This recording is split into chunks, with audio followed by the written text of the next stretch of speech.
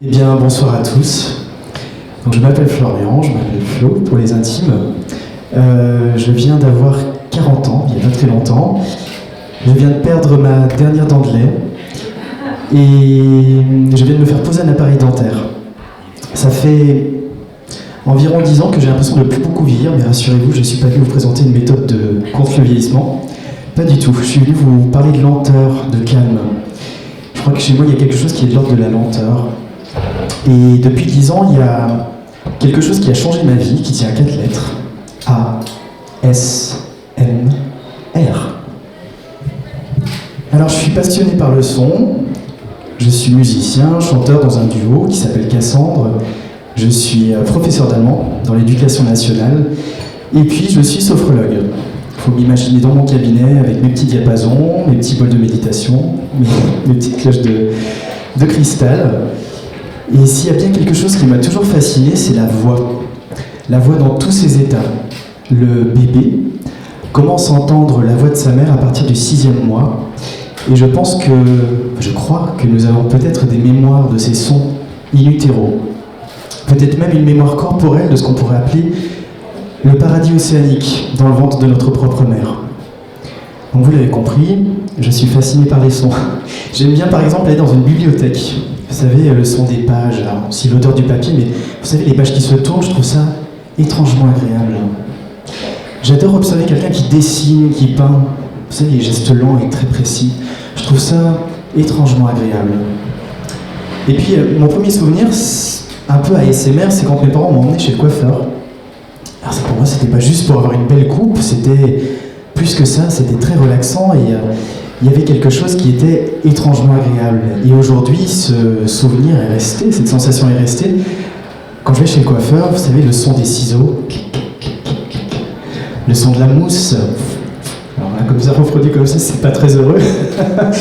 et puis aussi l'attitude très attentionnée du coiffeur ou de la coiffeuse. C'est très agréable. Et puis, un soir, je tombe sur l'article d'un blog avec écrit quasiment lettres de feu, A-S-M-R. Alors je me dis, mais qu'est-ce que c'est que cette chose-là? Je clique sur le lien, je tombe sur une vidéo d'une femme, la trentaine, blonde, qui commence à parler très doucement. Elle chuchotait pas, mais elle avait une voix très très douce. Et puis elle commence à plier du linge. Alors je me dis, mais qu'est-ce que tu fais là-dessus? Elle commence à se brosser les cheveux, rien de plus, et puis elle continue de parler. Elle alterne entre le russe, entre l'anglais, je comprends pas tout, mais je trouve ça étrangement agréable. J'ai pas envie de fermer la vidéo. Je regarde jusqu'au bout, et puis après je continue de lire ce blog, et là je comprends. Bon sang, c'est ça, c'est cette sensation que j'ai ressentie depuis tout petit, que d'autres ressentent, une sensation qui n'avait même pas de nom, il y a encore quelques années, ça fait quoi, 10-12 ans qu'on appelle ça Autonomous Sensory Meridian Response, ASMR.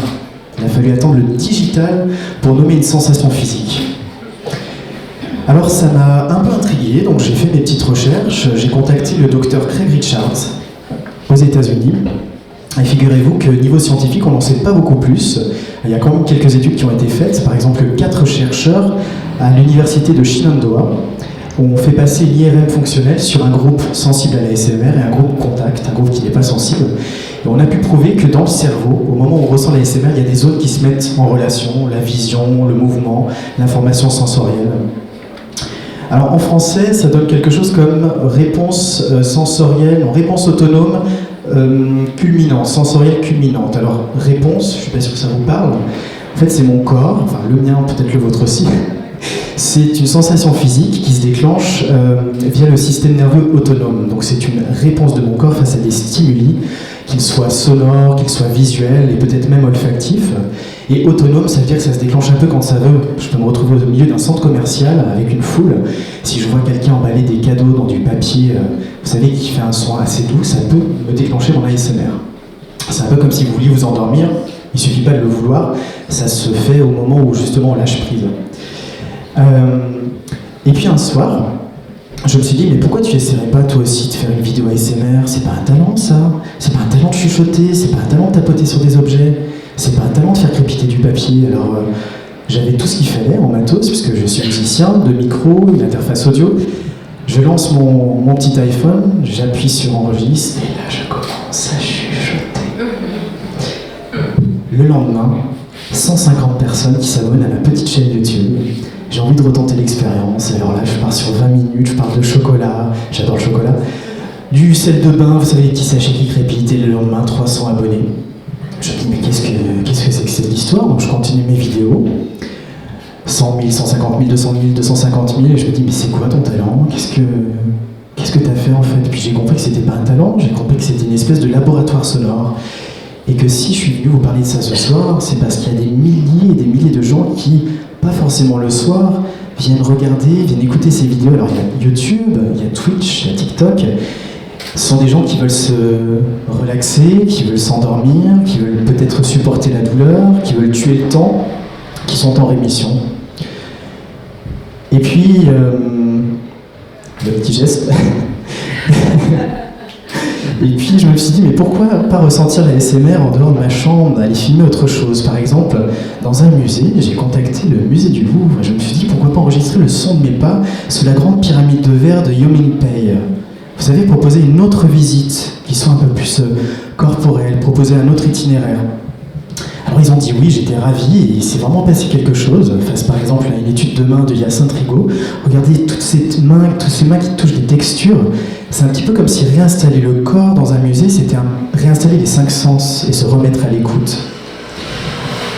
Et puis j'ai voyagé, je suis allé au Clos Lucé, la dernière demeure de Léonard de Vinci, et pareil, j'ai proposé une visite où on se concentre sur l'atmosphère. C'est un petit peu comme, vous savez, vous avez encore le feu qui crépite, comme si Léonard était parti, il allait revenir. Vous avez le lapis lazuli que vous pouvez toucher, que Léonard utilisait pour peindre ses peintures, et puis vous avez le regard aussi, vous savez, le regard du génie sur la nature, ce regard sur le monde qu'on peut épouser, qu'on peut essayer d'adopter. Et puis, je me suis rendu compte que la SMR, c'était pas juste une sensation pour moi, c'était une manière de se connecter à l'instant présent, et peut-être même de se connecter à l'atmosphère d'illustres personnages. J'ai voulu tenter quelque chose, j'ai emmené avec moi des jeunes d'une association de quartier à Saumur. On est parti visiter l'abbaye de Fontevraud, l'abbaye royale de Fontevraud qui est la plus grande abbaye de France. Et j'ai voulu expérimenter le silence dans cette grande abbaye, le silence des moniales qui, quand elles priaient, n'avaient absolument pas le droit de parler.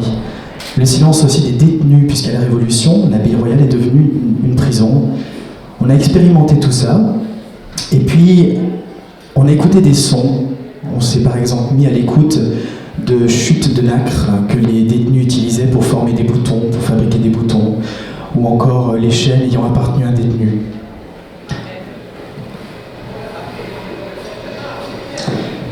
Et puis, de fil en aiguille, j'ai continué ce voyage, et puis je suis arrivé au château de Versailles. Et là encore, j'ai contacté la direction de la com et je leur ai dit que je voulais simplement proposer un itinéraire seul, proposer une visite de tout mon corps, marcher dans la grande galerie des glaces. Et puis il y a aussi Marcel Proust que j'ai oublié. Marcel Proust qui était au musée Carnavalet récemment. Vous savez, il est resté pendant 10 ans dans sa chambre, il a écrit À la recherche du temps perdu, enfermé, loin des autres, sous sa pelisse. Et aujourd'hui, quand vous allez visiter le musée Carnavalet, vous pouvez le retrouver face à cet objet qu'il a porté sur lui pendant des années. C'est pas rien de se mettre à l'écoute des objets qui sont les témoins du passé, qui sont là aujourd'hui. C'est pas rien de se mettre à l'écoute de ces sons. Et puis voilà Versailles. Là encore, l'idée c'était non pas de, vous savez, lire les cartels quand vous êtes dans un lieu de culture comme ça, vous voulez tout comprendre, vous savez, puis il y a des histoires qui se chevauchent entre Marie-Antoinette, Louis XIV, qui sont pas du tout contemporains. Et vous savez, quand vous êtes dans la grande galerie des glaces, vous avez une immense peinture au plafond qui représente toutes les peintures, toutes les batailles militaires de Louis XIV. Mais je ne crois pas que ce soit ce qui parle le plus à votre corps. Vous avez aussi le craquement du plancher, vous avez le tintement des lustres de cristal, vous avez le cliquetis des horloges qui continuent leur danse et leur son comme à l'époque. Alors peut-être que la SMR c'est ça aussi. C'est peut-être une manière de laisser le corps reprendre sa place, peut-être se remettre à l'écoute du monde, peut-être réinstaller les 5 sens. Et puis, peut-être que plus tard, les psychothérapeutes recommanderont à leurs clients d'écouter de la SMR s'ils y sont sensibles pour calmer l'angoisse. Mais ça, c'est plutôt pour demain. Juste pour aujourd'hui, donnons-nous une chance de nous mettre à l'écoute du monde, prenant du temps, mais vraiment en prenant le temps de nous mettre à l'écoute, de nous donner la chance de voir ce que le monde peut nous raconter. Et si vous êtes sensible à l'ASMR, je vous invite à plonger avec moi dans la lenteur. Merci.